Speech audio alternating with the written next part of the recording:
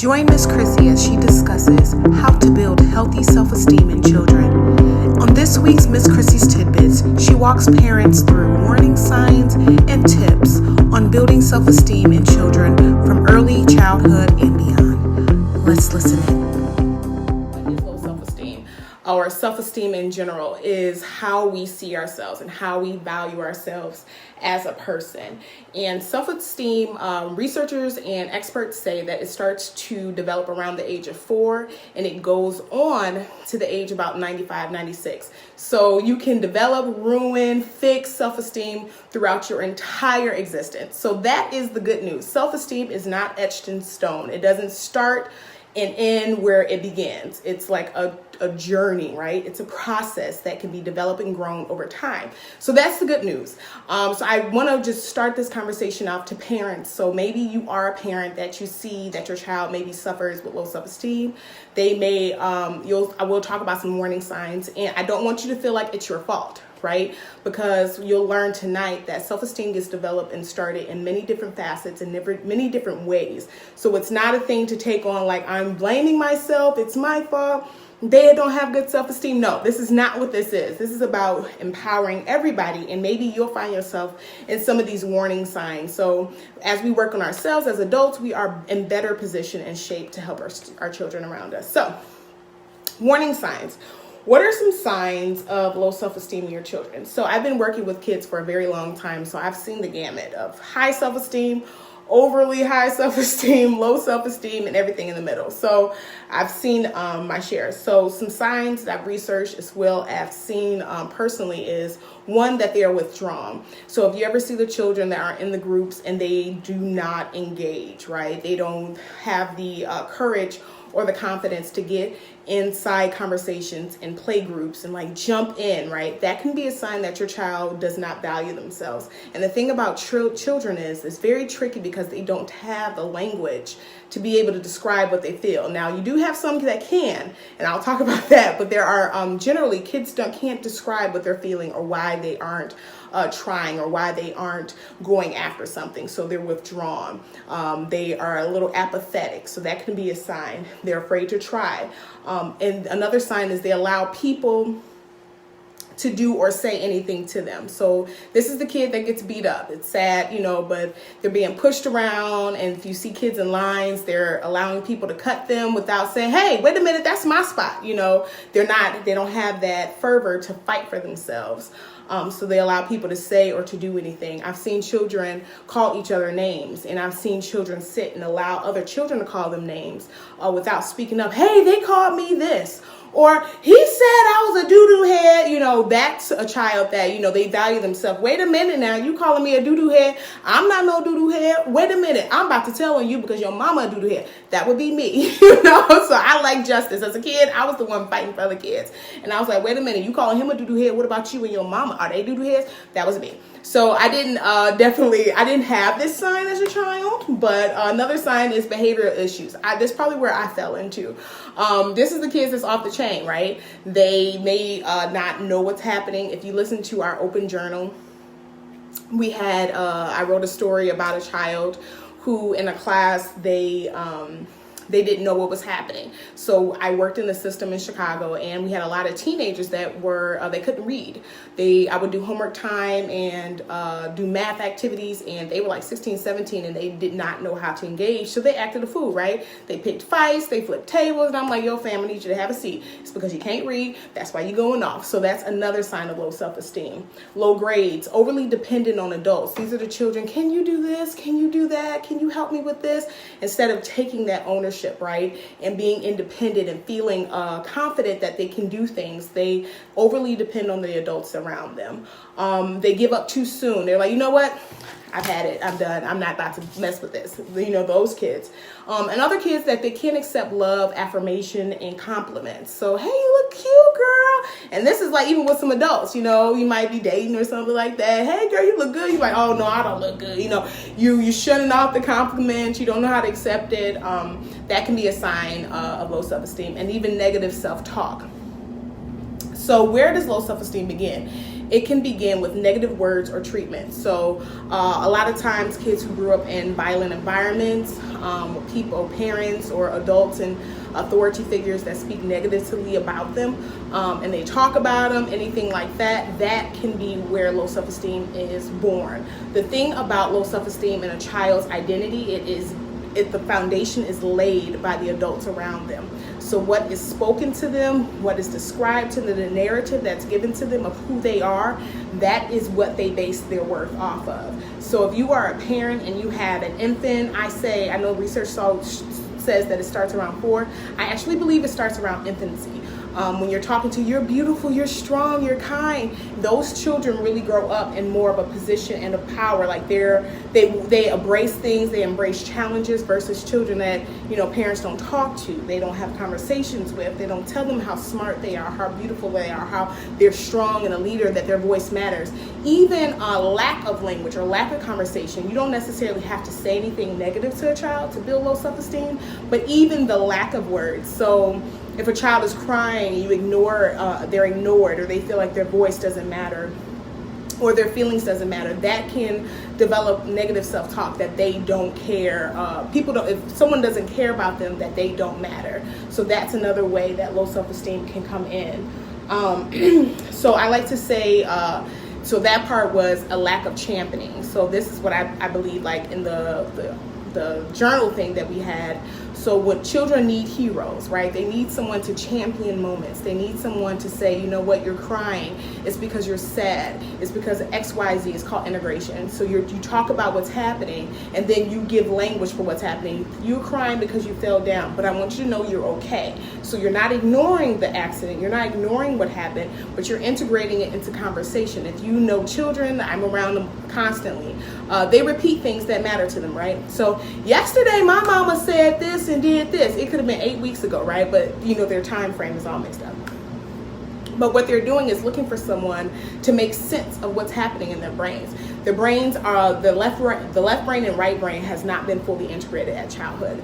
That's a process that develops over time. So what happens with children is they're looking for someone to say, this is what you're feeling. This is why you continue to repeat this. I had some kids today at lunchtime. We literally had like an hour conversation about some things that was going on in the world. It was fascinating. I just listened. They're all 4. One of them 3. And we just talked and I listened. She literally talked about everything that has happened to her, I think in about a 3-month span. I was able to put the timeline together. And what I did was I practiced integration. She was saying some things. She said, I was very angry. And I said, you were upset. That's why you flipped the thing over. You were upset. That's why you dumped your mommy's laundry on the floor, or threw your beads out and pulled your beads out your hair because you didn't want to do XYZ. Then I started the conversation. This is actually a tip, guys. I'm running all over my notes.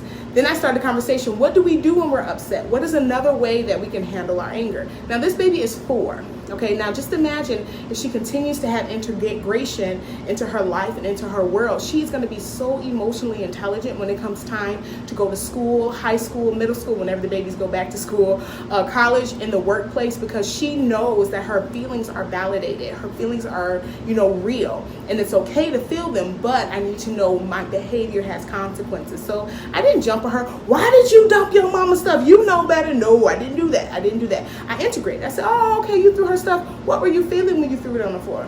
I was angry. Okay, you were angry. So what do we do when we're angry? So I was able to have that conversation. That is a tip. So if you have a child that may suffer with low self-esteem, they may feel like they're not worthy, that they are afraid to try or something like that. One of the best keys is to listen to them, to be able to put language to what they're feeling, validate their feelings, but then teach in that moment. So it's not ignoring them, shutting them down, because then you will see kids they won't approach you. They won't talk to you. I think one of the things that gets me tired during the day, the kids know I'm going to listen, right? Miss Chrissy. I have to really rest up because it's a lot of listening and these babies can talk. But it's so valuable. It's so important for a child to know that what they say matters. And if they want to talk for 4 hours, I have to sit there and talk for 4 hours because that's the responsibility I have as a caregiver. And it's the same responsibility that parents have and other caregivers and people of power in children's world. I always say children did not ask to be here and they don't know what they need, but it's our responsibility to research and seek out the information of what they need and provide that to them. So a tip, if your child is suffering from some of these signs, integrate. If they're talking about stories that sound like they don't matter, listen. You'll literally hear some of their thoughts and some of what they believe to be true. And I have an activity this week that we're going to post about for parents and caregivers on how they can start that conversation, how you can build the narrative of what the children will begin to see and think about themselves. One key is, if you build the narrative now as a child on this basic level, even as a teenager, if you're a little late in the game, your kid's older, if you start to build that early, when they get to school, when they have teachers, or when they get to work in the workplace and they have bosses that talk about them, or teachers that say, you know what, you're horrible, or other family members or siblings or friends that say you suck and stuff, they're going to say, wait a minute, no, mommy said XYZ. So I believe mommy over I believe you. Or Miss Chrissy said that I'm strong, beautiful, and I'm a leader. I was doing an activity with the kids the other day, and I was trying to get them to talk about what they thought about themselves, and literally they just began to repeat a lot of my sayings. And it was really profound to know, because I'm like, wow, they're listening. They may not fully understand, but it was so ingrained into who they are, and it's ingrained into the culture of ZLA that they were like, okay, Miss Chrissy says we're family and friends, so we love each other. Things like that, because I don't tolerate bullying. I don't tolerate kids talking about each other. Y'all want me to see red? You let some kids start talking about each other. But they know if someone calls someone a name, Miss Chrissy, they're not being family and friends. But it just showed me, if we begin that narrative and have that conversation, kids listen. They're smarter than what people give them. They are some of the most intelligent humans on the earth. I won't talk about non-intelligent humans in the earth or politics or anything like that, but they are so smart. They are receptive, and you don't have to be afraid to use big words or things like that. So one thing that I want to talk about, one main thing that I want to take away for today is what children see they will be. Again, what children see they will be. I like to use the example of an inventor. So people had an invention, right? Or like the light bulb, Thomas Jefferson. He saw the light bulb. He saw this thing in his brain, so he began to pursue and make it happen. Or the person who created cars or airplanes, different things like that. They saw it first, and then they began to chase after and make it come into fruition. That's the same thing with humans. That's the same thing with children and adults. What we see is what we'll be. So what we believe about ourselves, the pictures that we paint, the narratives and the stories that we believe are true about who we are, that is what we will pursue. That is what we'll accept. One major takeaway also with this one I want you to take away is that if children begin to develop a negative narrative about themselves, I'm not beautiful, I'm not smart, I'm not wanted. They may not be able to say it, but this is what they believe based off of their behavior. All the occurrences that happen around them in their worlds will begin to provide evidence for that narrative. Y'all know I'm an attorney, so I love justice, and I love, things put together like this way. So they'll begin to look for evidence that adds to it. So if a teacher is mean to me, in their world, through their filters, that's going to be evidence that I'm not worth anything. If they're crying and someone ignores them, that's going to be evidence that I'm not worth anything. Instead of saying first met with, I am worth something, what I feel matters. Instead of being met with that truth, that lie will be met with, and that all that stuff coming in from outside players will become evidence and solidify that story. So it's very vital. It's so important that caregivers and parents paint this story, solidify a narrative before all this stuff, outside factors happen. Because the truth of the matter, we can't be with our kids 24 hours a day. We can't go in, I would love it. I always say when I have kids, they're going to be right here on my hip. I'm going to try, but it's just not going to be possible, right? But if we have that story, if they know the truth before all these outside factors and all these people that may be mean and hateful, because I know from my story, I had teachers that were hateful for whatever reason. They may have stuff going on with their life, but they said some real cruel things. And, it gets ingrained into our story. But if my story laid by my parents and caregivers is thicker than those lies, that's going to fly away. You see it all the time. Kids are resilient. They'll hear something happens, they go on about their business, but if it continues to come up, that's something you want to pay attention to. So, I know I talk fast, that's 15 minutes. I'm just really excited. If you have questions, let me know. Just the biggest takeaway, please, what children will see, that's what they'll be. So paint that picture, draw out that narrative, give them that language of who they are and what they shall become, and I promise you that is what they're going to pursue. All right, this was great. I feel like my child's overly dependent at times, but she's 7. So this conversation piece is helpful instead of just shedding the whining or crying. So I'm trying to balance between what she really does need my help and and when I can stand on empowering her to handle. Absolutely. And as a parent, you know your child, right? And you know what they can handle. It's just like, if you believe in God or you believe in some higher power, we have the faith and we know that God won't put more on us than we can bear. So you know your child's breaking point. So I would just encourage you to, keep that, trust yourself that you would know that you wouldn't put too much on her that she can't bear, but also give her that space where she can be strengthened and empowered to try things. And another tip I had, I'm sorry, I almost missed this one. Another tip to build your child's self-esteem and their self-worth: create goals, create projects and exercises where they can win that you are Leslie. So you know what your child can bear, just like Father God, right? So create exercises that you know she can win, and then have those moments where you encourage her and empower, like, girl, you did that, get it, girl. I mean, you're celebrating. So then the next time she has events and the next time things happen, she is more confident to try that out, right? Even though it's a little rigged, as a mom, you know she can handle. You set up this whole activity, this episode, what she's going to do and how she's going to win it. But then when she comes out of it, she's going to be like, oh my gosh, it was scary, but I didn't die. My mom was right there championing me, being that hero, telling me that I can do it, telling me that I will not fail.